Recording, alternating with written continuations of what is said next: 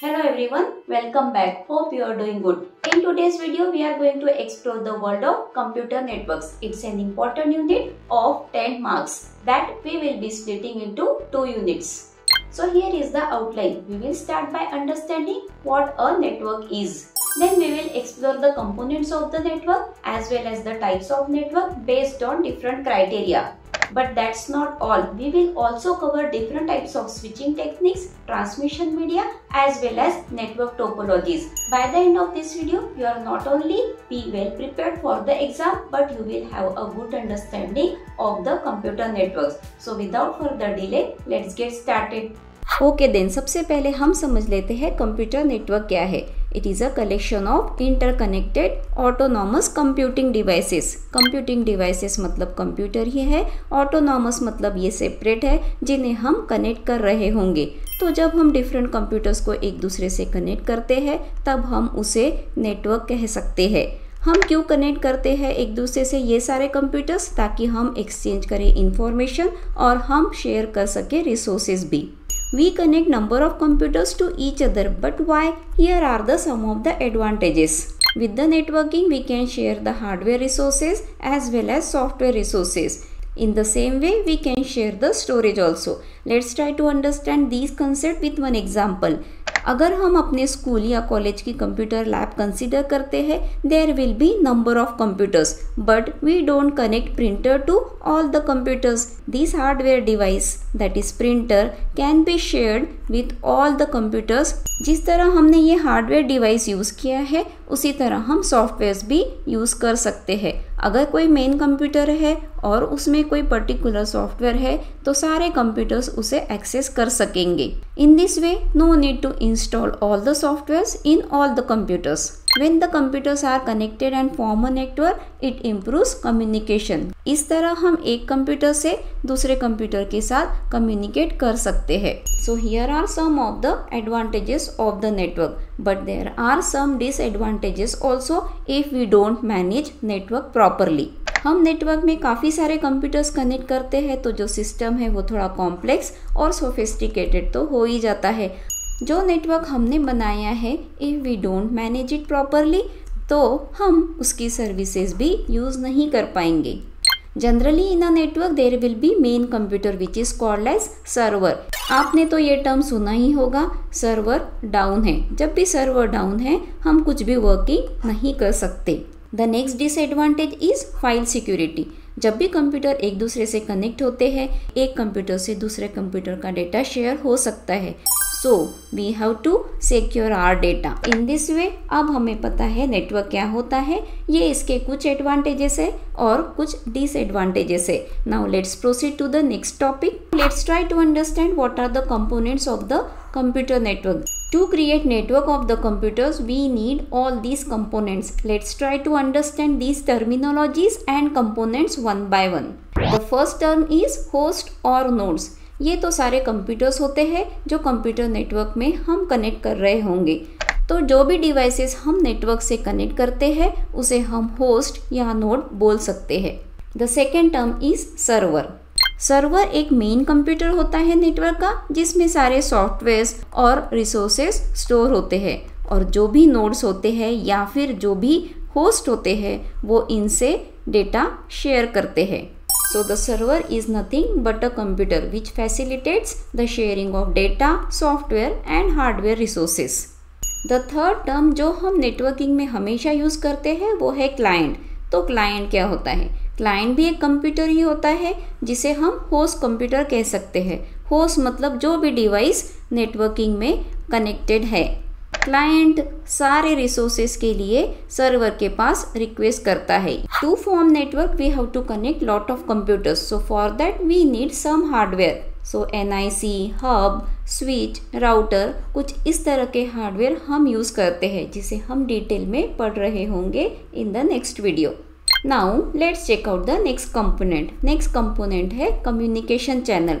हम network create कर रहे हैं by connecting the computers to each other. तो हम इसे कैसे कनेक्ट कर सकते हैं ताकि ये एक दूसरे से कम्युनिकेट करे? That we can do in two form. One type is wire, directly communicating through the cables. and the second way is wireless through some types of electromagnetic waves, radio waves और through Wi-Fi. Network create करने के लिए जैसे हमें कुछ hardware चाहिए है, उसी तरह हमें कुछ सॉफ्टवेयर्स भी चाहिए होते हैं. उसे हम बोल रहे होंगे network protocols and some networking operating system also we may need. As we are connecting computers in a network हमें कुछ फंक्शनैलिटी तो प्रोवाइड करेगा ही. The functionality we will be getting like domain name system as well as file sharing system. So in this way we studied total 7 components of the computer network in short that we will be studying in detail. Now let's check out the next topic, that is types of network. There are different types of network based on the different criteria. The first criteria is geographical spread. So there are 4 types of network based on the distance and area. The second criteria is component role. Based on the roles, we are dividing the network into 2 types, peer-to-peer and client-server network. First of all, let's try to understand these 4 types of network which are based on distance and area. The first type of network is LAN, that is local area network. LAN एक small computer network है which is confined to a area up to 1 kilometer. जैसे हम computers connect कर रहे हैं within office, within building, home और a factory. The main purpose of LAN is resource sharing in which we can share information, software, hardware as well as storage. LAN network तो एक secure network होता है as there is no outside connection and it is fast also. LAN में जो host होते हैं या फिर जो भी डिवाइसेस होते हैं नेटवर्क के, we can connect directly through wires और wireless like through Wi-Fi. Hope आपको LAN का कंसेप्ट समझ में आ गया है which is use for smaller area. Based on geographical area, the second type of network is MAN, that is Metropolitan Area Network. हमने LAN में देखा कि the area is confined up to 1 kilometer, लेकिन MAN में it can spread over 30 to 40 kilometer like big as city. जो smaller LAN networks होते हैं उसे इंटरकनेक्ट करके हम MAN भी बना सकते हैं. The simple example of MAN can be cable network. So suppose if we are connecting LAN of office to the LAN of one factory as well as we are connecting it to a school or college, that can consider as a MAN network. Now let's consider the third type, that is WAN. WAN means wide area network. In case of WAN there is no limitation, it can spread across city, countries or continents. WAN is nothing but a internet. It is a network of networks and we know how fast it is and it is an efficient way of exchanging information. And with the advanced technology we are getting that high speed at a very low cost, and that is WAN. It is a network of many networks. At present the largest WAN is internet. Nowadays हम सारे काम using internet कर लेते हैं within a fraction of second. There is one more type of network based on the geographical area, that is PAN. PAN is personal area network. In case of PAN हम सारे devices of an individual person के connect कर रहे होंगे जैसे within 10 meters. जैसे हम अपने घर के सारे डिवाइसेस, लैपटॉप, कंप्यूटर और स्मार्टफोन एक दूसरे से कनेक्ट कर रहे होंगे, that is nothing but PAN. और इसे तो हम यूज़ करते हैं for data sharing, for personal work और if you want to play music और वॉच मूवी. पैन के केस में हम जनरली यूज़ करते हैं WiFi to connect the devices to each other. So in this way we covered all 4 types of networks based on the geographical spread. Now let's move ahead with the type of networks which are based on the role played by the computer in the network. The first one is peer-to-peer network and the second one is client-server network. पहले हम समझ लेते हैं peer-to-peer network क्या होता है. In case of peer-to-peer network और P2P network हर एक डिवाइस होता है as a peer. As a peer मतलब all the devices are equal. इसमें कोई डिफ्रेंसिएशन नहीं है कि कोई एक सर्वर होगा और बाकी सारे क्लाइंट्स होंगे. सारे कंप्यूटर्स एज अ क्लाइंट या फिर एज अ सर्वर वर्क कर सकते हैं. In peer-to-peer network, the computers are connected to each other so they can share the resources with each other. P2P network is generally used for small companies or for home network. They are inexpensive and easy to install. In case of P2P network, the accepted limit of the computers is 10. But the problem with the P2P network is they are limited in scope and it is difficult to secure. As there is no clear differentiation between server and client, it is also called as non-dedicated server. We use P2P concept for the smaller network, but for the bigger network we apply the concept of client-server network. In client-server model, there is a clear distribution of the work between server and the client. So here the server is the main computer and its job is to provide access to the client computers. And the client computers in the network sends request to the server for the access. तो client server model में सारे clients depends होते हैं server पे, इसीलिए इसे master slave model भी कहा जाता है। सर्वर का काम है जो भी रिक्वेस्ट क्लाइंट से आए हैं उसे उन्हें फुलफिल करना है और क्लाइंट को अगर कुछ भी चाहिए तो उसे सर्वर के पास रिक्वेस्ट भेजना है। इस मॉडल को हम एक सिंपल एग्जांपल के साथ समझ लेते हैं। अगर हम कंसीडर करते हैं स्कूल या कॉलेज, तो सर्वर तो है हमारे प्रिंसिपल और सारे क्लाइंट्स हैं हमारे teachers. So the server job is to provide information to the client. This model is cost effective and requires less maintenance cost. ये एक सेंट्रलाइज सिस्टम है where all the data in a single space, that is in a server. So in case of client server model, we have dedicated servers. Hope आपको ये concept भी समझ में आ गया होगा. Nowadays all are using the concept of networking in the form of internet for maximum task. लेकिन ये start कैसे हुआ इसे हम समझ लेते हैं। सबसे पहला नेटवर्क बना उसका नाम था ARPANET, that is Advanced Research Projects Agency Network। ये network US department of defence ने बनाया था इन 1969। What was the purpose of this network? The US Defense Department wanted to connect their computers with the different universities. So ARPANET तो था first network, उसके बाद second network evolve हुआ that is NSF net और इसे develop किया था US के नेशनल स्पेस एजेंसी ने for their own academic purpose, not for any business.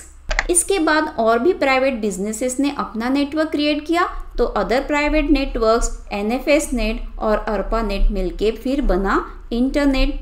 So in this way from 1969 the evaluation of internet got started.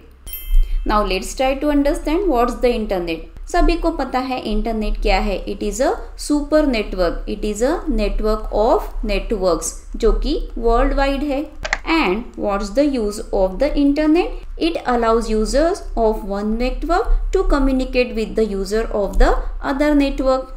अब internet work कैसे करता है? मैक्सिमम कंप्यूटर्स तो एक दूसरे से डायरेक्टली कनेक्ट नहीं होते हैं।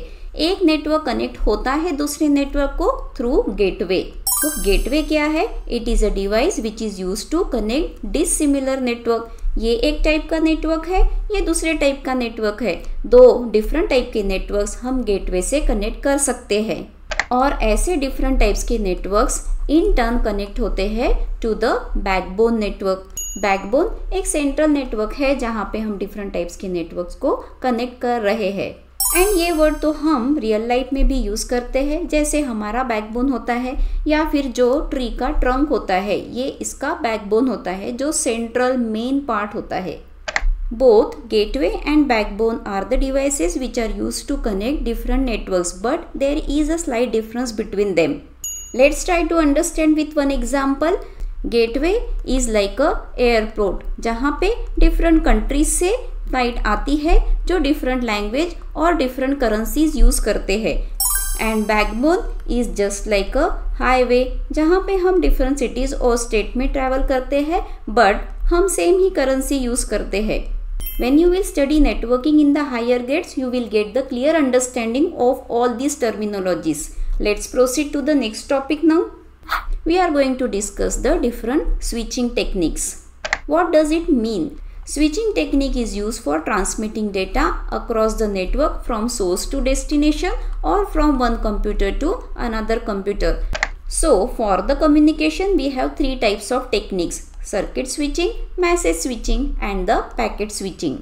First of all let's discuss about the circuit switching. Circuit switching के केस में कंप्लीट फिजिकल कनेक्शन पहले क्रिएट हो जाता है between sender and the receiver. Complete connection setup होने के बाद हम डेटा ट्रांसमिट कर रहे होंगे।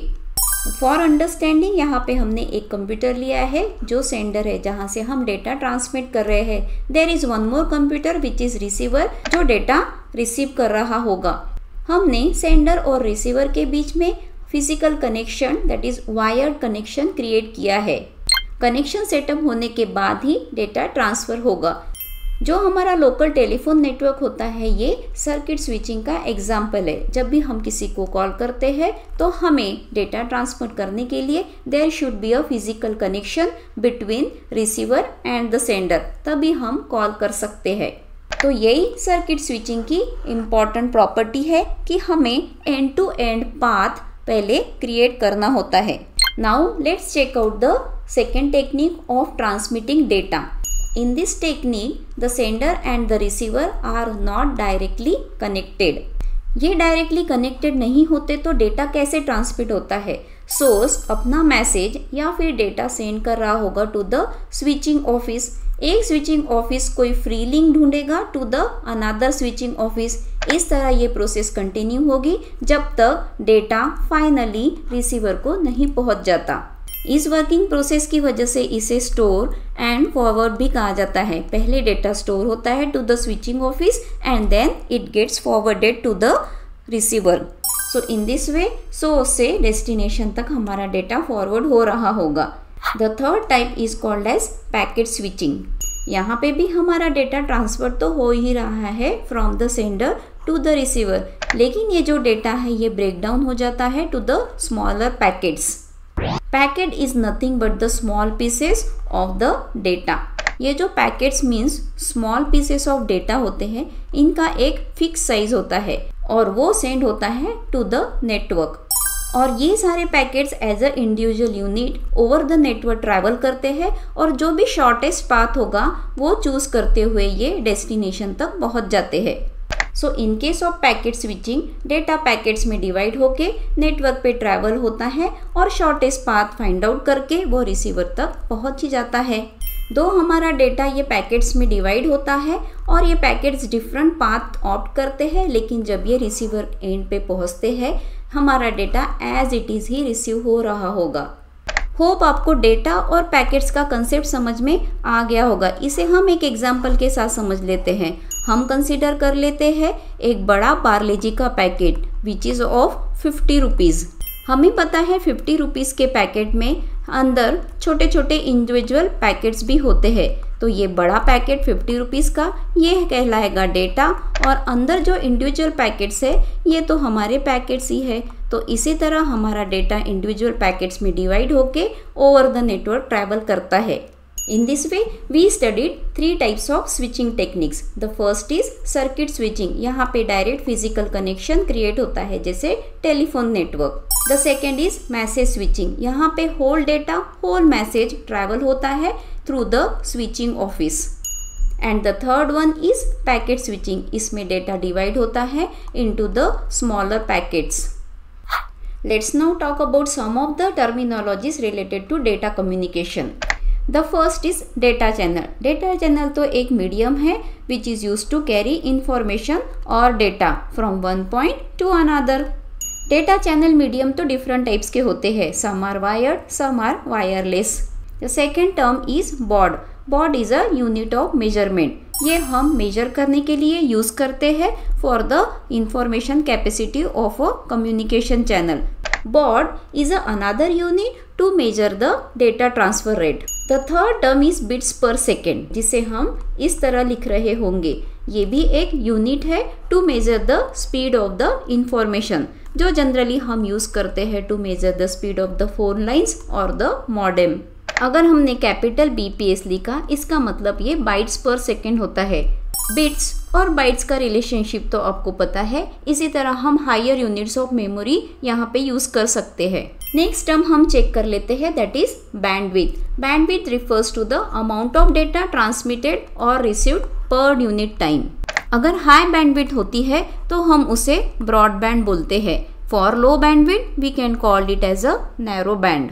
डिजिटल सिस्टम में हम बैंडविड्थ को मेजर करते हैं in the form of bits per second और एनालॉग सिस्टम में इसे मेजर किया जाता है in the form of hertz.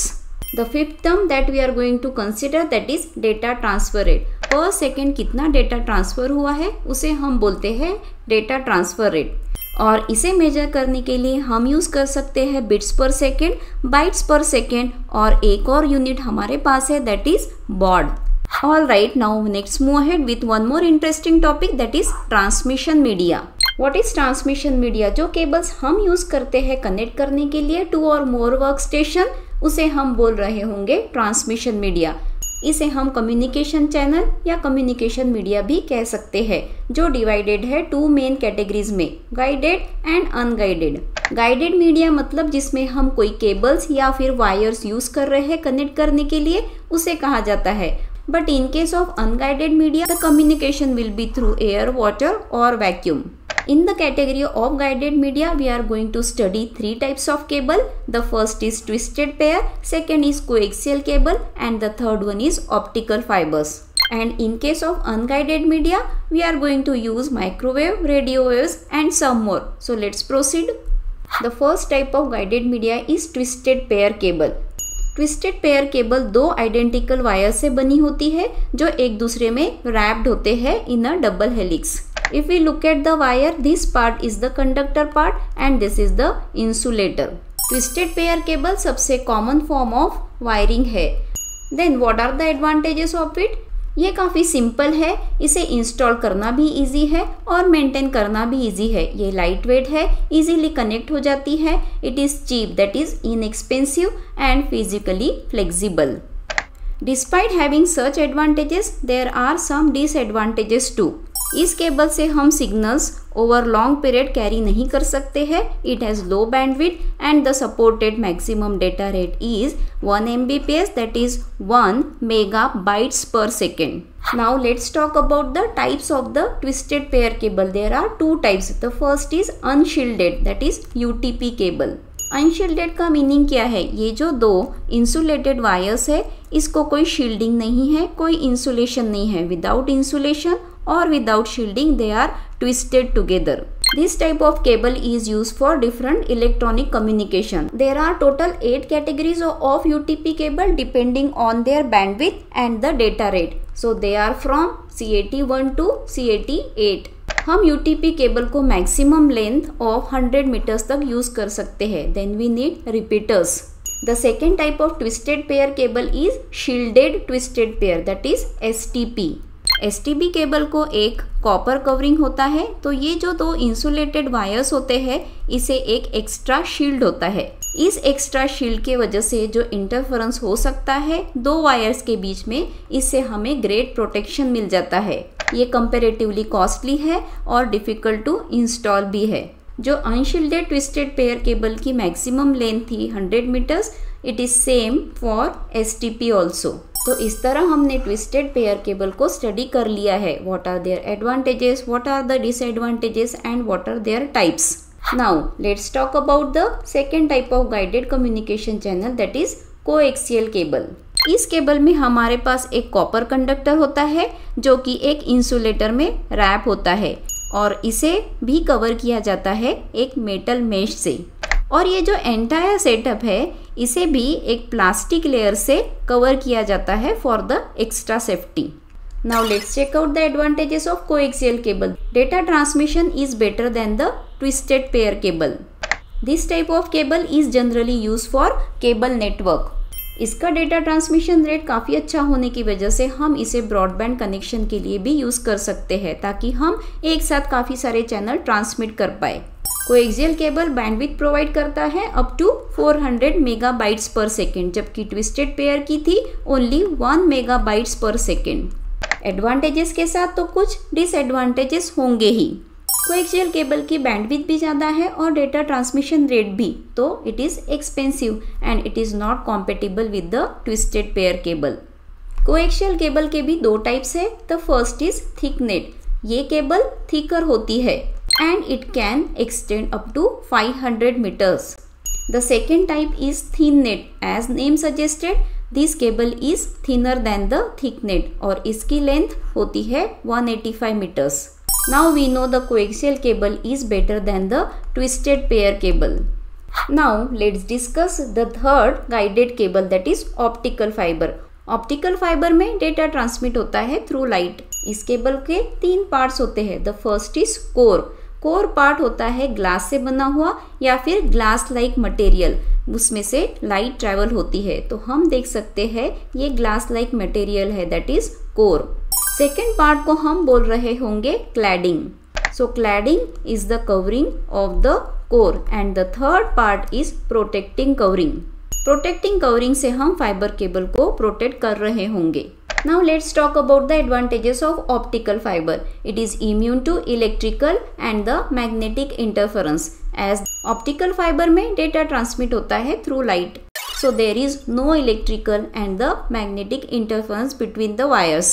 इस तरह की वायरिंग इंडस्ट्रियल एनवायरनमेंट के लिए सुटेबल होती है। ये प्रोवाइड करती है secure transmission. The data rate is high, that's why it can be used for broadband transmission. With this cable, it is also possible to mix the different types of channels together, like for telescope, TV. Though it has lot of advantages, there are some disadvantages also. Optical fibers काफ़ी fragile होती है, so we need to take care because it is made up of glass or glass-like material. ये expensive है। Connection loss का common problem इस cable में देखा जाता है and the light can reach out of phase. And there is one more disadvantage. Connecting these fibers is a difficult task. So in this way, we studied 3 types of guided media. The first is twisted pair cable, second is coaxial cable, and the third one is optical fibers. Hope you understood all 3 cables. Hey, now it's time to study some of the unguided media. In that, the first is microwave. This is terrestrial microwave, not the one which we use in the kitchen for baking. So with the microwave, we transmit data without the use of cables. Microwaves electromagnetic waves होती है। जिन electronic waves की frequency 1 gigahertz से 300 gigahertz होती है, उन्हें microwaves कहा जाता है। माइक्रोवेव ट्रांसमिशन के केस में हमारे पास एक ट्रांसमीटर, एक रिसीवर और एटमॉस्फेयर होता है। The signals are passed through the atmosphere from transmitter to the receiver. For that parabolic antenna mount किए जाते हैं टॉवर्स पे। इसे लाइन ऑफ साइट ट्रांसमिशन भी कहा जाता है, मतलब एटमॉस्फेयर से फ्रॉम सोर्स एंटीना ये पास होते हैं directly to the receiver antenna. We use microwave for the smartphone, even we can use it for the satellite network. It is also used in wireless LAN. Here are some of the advantages of the microwave. It is cheaper and it is free from the land acquisition rights as the signals are getting transmitted through the atmosphere. हमें cable नहीं डालना है तो इससे हमें communication easily मिल रहा है over difficult terrain. Difficult terrain के साथ हमें ये प्रोवाइड करता है communication over the ocean also. Advantages के बाद अब कुछ डिसएडवांटेजेस भी कंसिडर कर लेते हैं। माइक्रोवेव इनसिक्योर कम्युनिकेशन है बिकॉज ये एटमॉस्फेयर में ट्रांसमिट हो रहा है। सिग्नल एटमॉस्फेयर में स्प्लिट होके आउट ऑफ फेज भी जा सकते हैं। Weather conditions like rain and thunderstorm may affect the transmission. And along with these advantages, the cost and the maintenance of this microwave transmission is high. Let's move ahead with the second type of unguided media, that is radio wave. जिस transmission में हम radio frequencies use करते हैं उसे हम radio wave transmission बोल सकते हैं। इस डायग्राम से हमें ये तो समझ में आ रहा है रेडियो वेव होते हैं 3 किलोहर्ट्ज से 1 गीगाहर्ट्ज के बीच में। Means compared to other waves, these are low frequency electromagnetic waves. Radio waves omnidirectional होते हैं, मतलब ये प्रोपोगेट होते हैं इन ऑल द डायरेक्शन। जो हम रेडियो में यूज करते हैं वो रेडियो वेव्स ही होते हैं। Even we can use it in a television. For radio wave also both transmitter and receiver use antenna to radiate and capture the radio signals. इसीलिए सिग्नल कैच करने के लिए हमारे रेडियो में एंटीना होता है। Let's check out the advantages of the radio waves. It offers mobility, कहीं पे भी एक्सेस कर सकते हैं। ये अनगाइडेड मीडिया है तो हमें तो डिगिंग नहीं करना है, तो we are not bothered about the land acquisition rights. Microwave की तरह ये भी हमें डिफिकल्ट टेरेन में कम्युनिकेशन प्रोवाइड कर सकता है। ये चीपर है क्योंकि हमें तो डिग नहीं करना है केबल्स डालने के लिए। तो रेडियो वेव्स के केस में भी हमें सारे अनगाइडेड मीडिया के एडवांटेजेस मिल रहे होंगे। इसके एडवांटेजेस तो हम समझ ही सकते हैं। ये ट्रांसमिशन एटमॉस्फेयर के थ्रू होता है तो इनसिक्योर तो है ही, और वेदर कंडीशन से भी ये अफेक्ट हो सकता है। Let's continue our section of unguided media. The third is satellite microwave. So there are two types of microwave. The first one we studied, that was terrestrial microwave. Now we are going to study the satellite microwave. Satellite microwave is a special type of microwave. In satellite microwave we use satellite. You know what is satellite means. हम earth station से satellite को signal pass करते हैं and satellite amplifies the signal. ये जो amplified signals है ये retransmit हो रहे होंगे to the other earth stations. When the frequency crosses 3 GHz, it can be called as a satellite microwave. There are number of satellites which are owned by the government as well as the private organization. And the satellite microwave can be used for weather forecasting, radio, TV signal broadcasting, for mobile communication, and there are lot of other uses. We can use it for the internet also. Let's talk about the advantages of the satellite microwave. Obviously the coverage area is large और ये easy to install है compared to terrestrial type, क्योंकि terrestrial type तो line of site transmission है और हमें उसमें काफ़ी सारे मोबाइल टावर्स को इंस्टॉल करना होता है। सैटेलाइट कम्युनिकेशन डिस्टेंस से अफेक्ट नहीं होता, लेकिन टेरेस्ट्रियल माइक्रोवेव डिस्टेंस से अफेक्ट होता है। अगर हमने 100 मीटर हाई टावर बनाया है तो वो सिर्फ कवर कर रहा होगा 10 किलोमीटर का distance, but there is no restriction in case of satellite communication.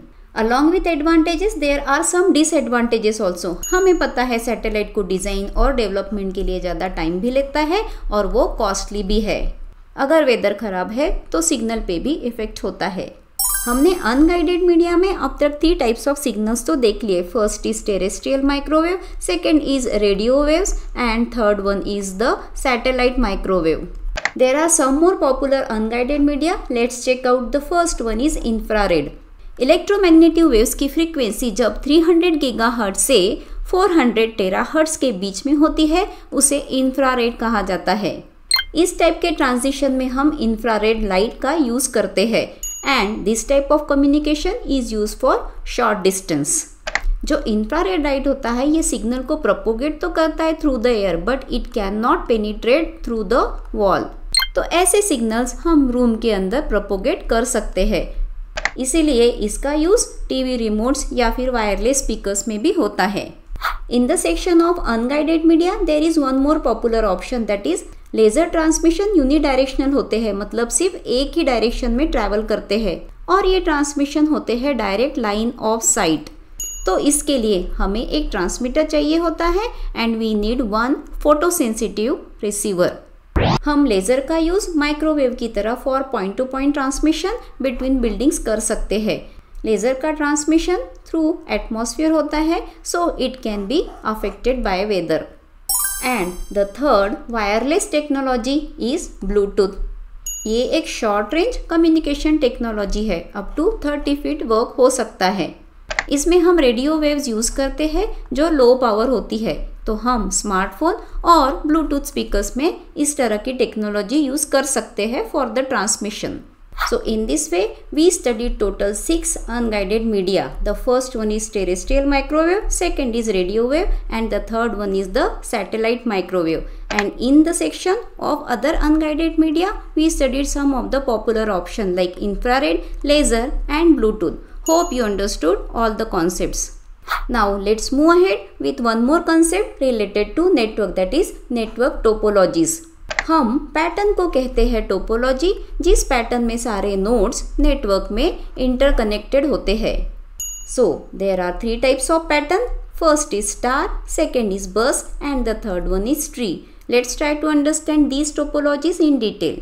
First है स्टार टोपोलॉजी। स्टार टोपोलॉजी में एक सेंट्रल हब होता है और उस हब को सारे डिवाइसेस कनेक्ट होते हैं बाय द सिंगल पाथ। तो ये जो सेंटर में हम देख सकते हैं ये हब है और ये सारे नोड्स नेटवर्क के उस हब को कनेक्ट है बाय द सिंगल पाथ।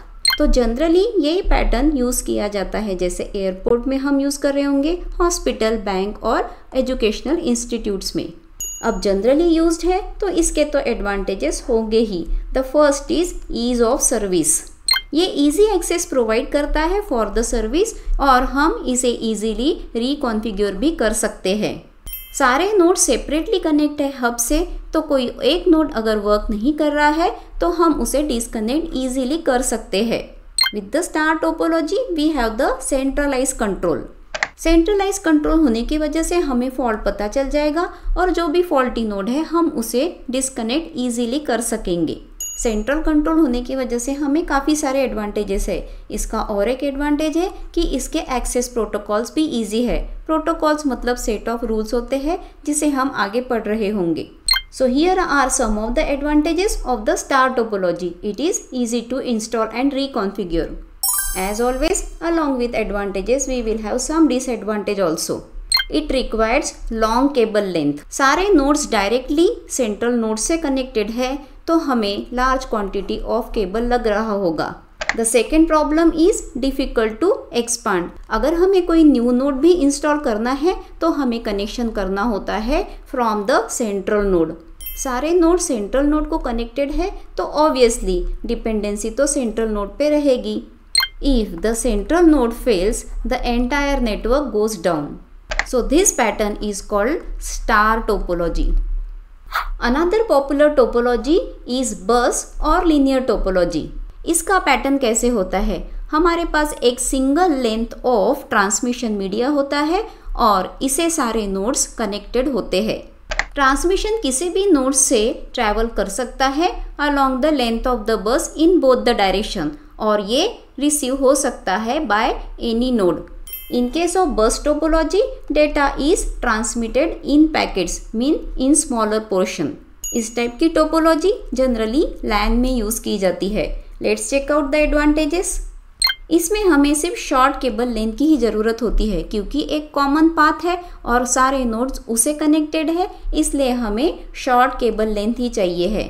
तो इस तरह के सेटअप के लिए हमारी कॉस्ट तो कम है, इसलिए हमारा वायरिंग लेआउट भी सिंपल ही है। The second advantage is simple architecture. From the hardware point of view, this architecture is simple and it is reliable also. The next advantage is easy to extend. कोई भी node अगर हमें connect करना है तो हम इसे easily कनेक्ट कर सकते हैं along the length of the bus.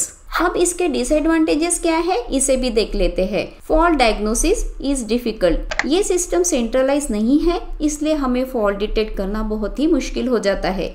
The second disadvantage is repeater configuration.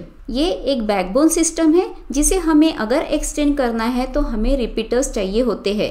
ये एक नेटवर्क डिवाइस है जो एक्सटेंड करने के लिए यूज करते हैं, so reconfiguration is necessary. The third disadvantage is node must be intelligent. यहाँ पे सारे नोड्स डायरेक्टली सेंट्रल बस को कनेक्ट होते हैं, so the node must decide who can use the network. That's why the node should be intelligent enough.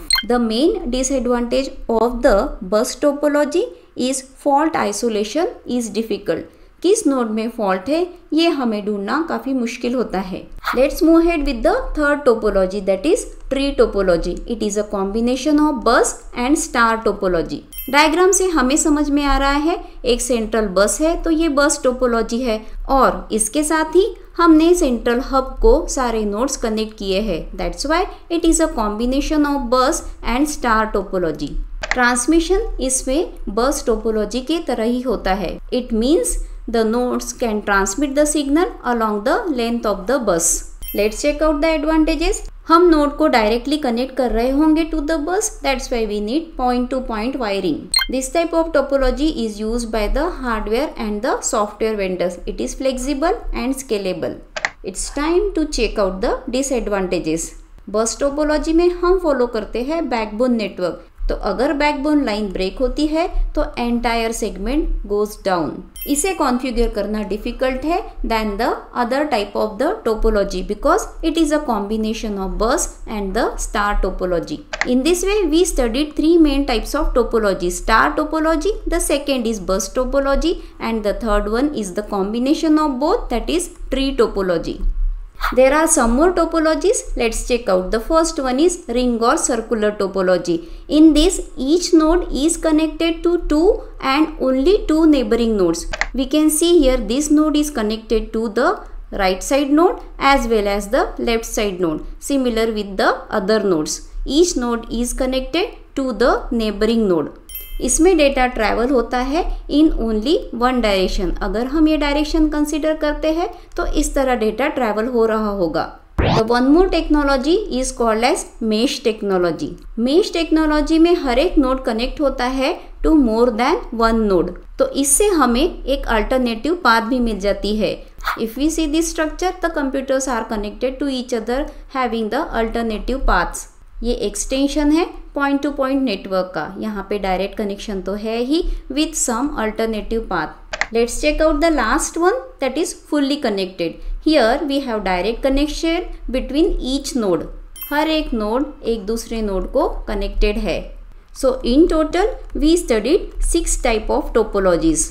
Hope you understood all the concept. हमें पता है कि नेटवर्क क्या है। काफ़ी सारे कंप्यूटर्स एक दूसरे से कनेक्ट होते हैं, उसे हम कहते हैं नेटवर्क। तो हम अपना कंप्यूटर कैसे आइडेंटिफाई करें, उसके लिए हमारे पास 2 अरेंजमेंट है, एक आईपी एड्रेस और एक मैक एड्रेस। पहले हम देख लेते हैं आईपी एड्रेस क्या होता है। आईपी मतलब इंटरनेट प्रोटोकॉल एड्रेस। प्रोटोकॉल्स हम नेक्स्ट वीडियो में कवर कर रहे होंगे।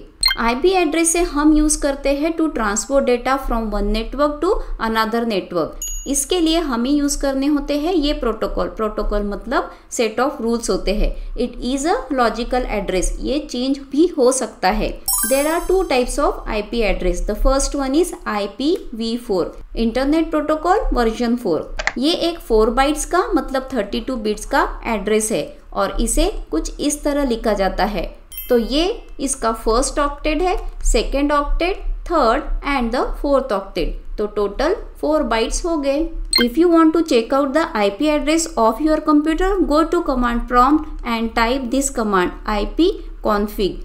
You will get the IP address similar to it. The number will be different for your computer. There is one more version of the IP address. It is IPv6, that is Internal Protocol version 6. ये 16 bytes का होता है और इसे 8 groups of hexadecimal numbers में लिखा जाता है। तो ये फर्स्ट ग्रुप है, ये सेकेंड ग्रुप है। इस तरह there are total 8 groups separated with the comma. So there is one more way to identify your computer over the network, that is by using MAC address. MAC address is physical address, so it is fixed. It is the address of the NIC card, that is Network Interface Card of the host computer. It is a 6 byte address with each byte separated by colon. इसमें से first 3 bytes तो होते हैं OUI मतलब organizational unique identifier. ये manufacturer ID होता है which is assign to the manufacturer by the international organization name IEEE। और ये जो लास्ट 3 बाइट्स होते हैं it is the card number which is assign by the manufacturer. If you want to check the MAC address, you can write this command in the command prompt ipconfig/all. In this way, we covered lot of theory concept related to networks. Hope you understood all the concepts. And that's the wrap for today's video. Hope you found this video informative and engaging. If you enjoyed what we learned today, give it a thumbs up and share this with your friend who might find it helpful too. In the next video, we will be continuing with the same unit in which we will cover the remaining topics of the computer network. So make sure you are subscribed so you don't miss out the upcoming videos. And if you haven't already, check out the previous video so you will get an idea of the topics we have covered so far. As always, your feedback is incredibly valuable to me. If you have any thoughts, suggestions or questions, leave them in the comments below. Thank you for joining me today. Stay tuned for part 2. Until next time, stay healthy and keep learning. I will see you in the next one.